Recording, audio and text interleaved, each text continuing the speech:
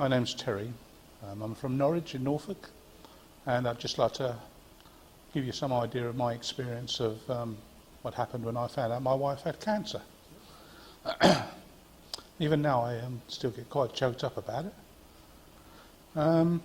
It all started actually when I went for an operation myself. I'd had an accident at work, and both my wife and I had travelled up from Norwich to Cambridge for me to have my operation, and we were staying overnight in a hotel because the operation was quite early in the morning, and she was taken quite ill during the night time, but that seemed to subside, and we just thought, it's not a big deal. So the next day I went into hospital in Cambridge, had my operation, and we both went home. And by now, of course, I've got my arm in a sling because they've had to do a lot of work on my shoulder. And we go home and drive all the way back to Norwich, and a couple of days later she's taken really badly ill. She starts passing blood. Every time she wants to go to the toilet, there's blood coming out. So I'm saying to her, look, you really ought to do something. But no, I'll be all right. I've had all this before. And I thought, well, I don't know, I don't remember it being this bad, but about 11:30 at night, 12 o'clock at night, the pain became too much. Of course, I still had my arm in a sling. So from there, I dialed 111 and I asked if there was anybody in the emergency hospital there that could see us. So they said, yeah, okay, but you'll have to bring her down. And so, okay. So I drove down one-armed as best I could to this hospital, which was about 3 or 4 miles away from us, 12:30 at night. And we waited around in there, and finally we got in to see the doctor. And he said to my wife, could you please give me a urine sample? So she disappeared, and when she came back there was nothing but clots in her urine, and oh dear, he said, this isn't good. He said, what I suggest you do is first thing tomorrow morning, he said, I'll give you a note. He said, get to see a doctor first thing in the morning, and tell him it's quite urgent. So I have to admit that the doctor was really good, and he said, oh, no, I don't like this. I'm going to give you a note to go up to hospital. I'm talking like this because still in my mind it's a blur, and I won't lie, it's still a blur.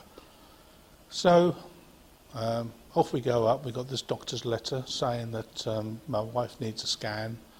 Could you please have it quite urgently? We go up to Norfolk and Norwich Hospital and go up to this ward, and from the ward we're then put into a room. I knew that it must be something quite important going on because of the way the doctors were talking. Obviously we hadn't got any clue at that time of what it could be. My wife had a few problems in that area in the past, and I naturally thought that it was just a bad bout of this particular problem. So my main concern really was her being my wife. She didn't, I'll be all right. And I'm thinking, no, you're not going to be all right. This ain't going to be right. Let's get it done. And of course now I've got to fight with her. So anyway, up to the hospital we go, and we put in this room, and we're sat there. My wife is doubled up in pain, rocking. I'm thinking to myself, well, I won't make a big deal of this. She's obviously in pain, and I'll do what I can and give her a cuddle, and she's in tears. A couple of hours go by, still nothing said, and being, I suppose, British, if you like, we sat there and never said anything. That someone said that they would come, and they will come, and 4 hours go past, no one's come. Anyway, I think my remembrance was either between 6 or 8 hours we'd sat in this room. And in the end I went outside and I said to one of the girls that was in the area there, I said, does anybody still realise that we're sitting in here? I said, we've been in this room for quite some time now. I don't know, I'll try and find out. So I'm thinking to myself, what the hell is going on here? So she comes back, she said, where's your wife? I said, she's in that room doubled up in pain. Oh, well, I'm afraid, I think you'll find you're too late now for the scan. So I said, yeah, okay, fine. So what now? Well, we'll take her in, and do what we can for her, and then we'll give you a talk tomorrow. If you'd like to go home, and so now I'm going home. I'm thinking, what the hell's going on? I ring up the next day, and I say to the ward, my wife's in there with you. How is she? Oh, hold on, we'll put you on the phone to her. And I said, you're all right, and I can hear her in her voice. She said, can you get down there as soon as you can? I said, yeah, well, so no, I'll tell you when you get here. So, okay, so I'm driving down.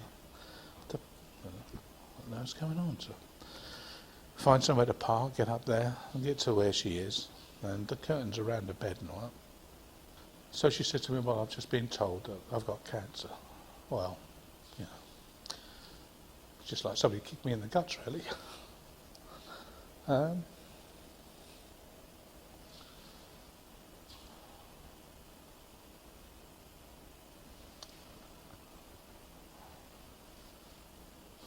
Not really an easy person to make cry or anything, but that did get to me. But I thought, well, she's in tears. One of us has got to stay strong. So I said, well, so what's going to go on from here, really? And where is the cancer, and what's going to go on from here? So she said, it's in my kidneys, and they haven't said yet what's going to happen, but just that I've got this. And so I said, okay. So we sat there, and eventually this nurse came over, and I said to her, could you give me some idea of when this person's going to come talk to us about my wife's problem? And what's your wife's problem? I said, well, she's just been told that she's got cancer. Oh, we didn't know anything about that. So I said, well, we were told that while I was here, someone was going to come and have a chat with us and tell us, well, the person that would have talked to you is gone now, so I don't suppose that there'll be anybody here to talk to you. But if you come tomorrow, maybe we can organise something then. So I'll go home, and what do you do? What do I do? So I thought, what do I tell the boys? And I thought, well, it's not fair not to tell them, because we don't know how this is going to pan out.